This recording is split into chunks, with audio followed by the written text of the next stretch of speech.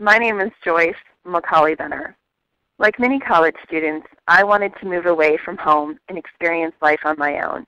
I chose to move 1,100 miles away, and I ended up working 2 jobs and surviving on financial aid to support this dream. One of my jobs was at a restaurant. A cook in the restaurant started to show some favoritism towards me. The other servers were annoyed as my orders came out faster and better, and my tips increased. I didn't think much of it until I was pushed inside a freezer and the cook made sexual advances towards me. No matter the number of times I broke free, it happened again. Later that night, he raped me. For the next several weeks, I tried just to keep my life fairly intact and my classes at a passing level. About 2 months later, I went to my on-campus health center for a checkup.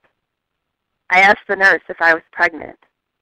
She assured me I wasn't and kept telling me the test would be negative. I wanted to believe in her confidence, but I had this nagging feeling that I really was pregnant. 5 minutes passed.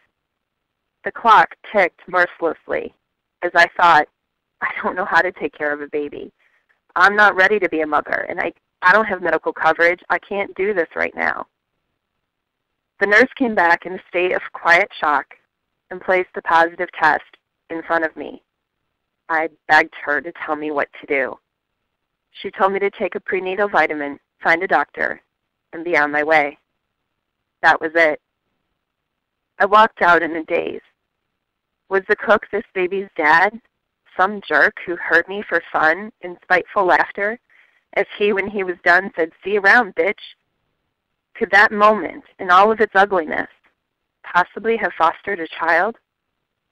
Or did this baby belong to me and to my boyfriend, whom I loved deeply, who had been with me in loving times? I had to wait until the birth to know. Despair came in fast and furious. Either way seemed a dead end. Surely either way was hard. Did I think about abortion? Sure. I wanted so badly for the pain to go away, the unknowing, but even abortion wouldn't put the question of paternity to an end. And I still didn't know what to do. I was in a new town, no family, few friends close by, no health insurance, and not a clue as to how to take care of myself during a pregnancy.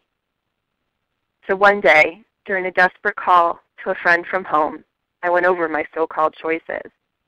She made a comment to me. I know you are feeling overwhelmed with sadness and pain and despair right now, but just know, no single feeling lasts forever. An abortion will. That hit me like a ton of bricks. Upon deeper reflection, I realized that while I did not know who the father of my baby was yet, I did know who his mother was. And that was me. There was as much of me inside this baby as there was the rapist or my boyfriend. How could I allow yet another piece of me to be taken away? I didn't have much, but I had enough. So I moved back home, and I had my baby boy. My boyfriend did not sign the paternity papers at the birth because he still didn't know if he was the father, and his friends and family encouraged him not to. It would take 3 months to learn who the dad was. But it didn't matter to me anymore, at least not as much. In Joshua McCauley's eyes and tender hands, I saw that part of me, fragile, needing love and support, but also full of life. To learn later that women like Susan B. Anthony and Elizabeth Cady Stanton celebrated motherhood as a part of womanhood was very empowering. I was not going to be transformed from a woman to a mother, but rather my womanhood experience was expanding, enhanced by motherhood. When I chose single motherhood, it was hard. Finding resources and returning to my hometown college were challenging. But I persevered through it all and tapped into a strength within myself I never knew I had. I think we as women can sell ourselves short sometimes. The status quo will tell us that we can't do it, we shouldn't do it, or force us to choose between our dreams as women and our desires as mothers. The status quo will tell us that the paternity of the child matters more than the mother.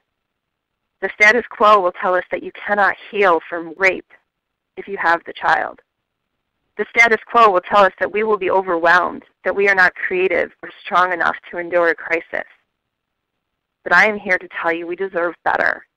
I said no to the status quo and achieved my own victory over violence.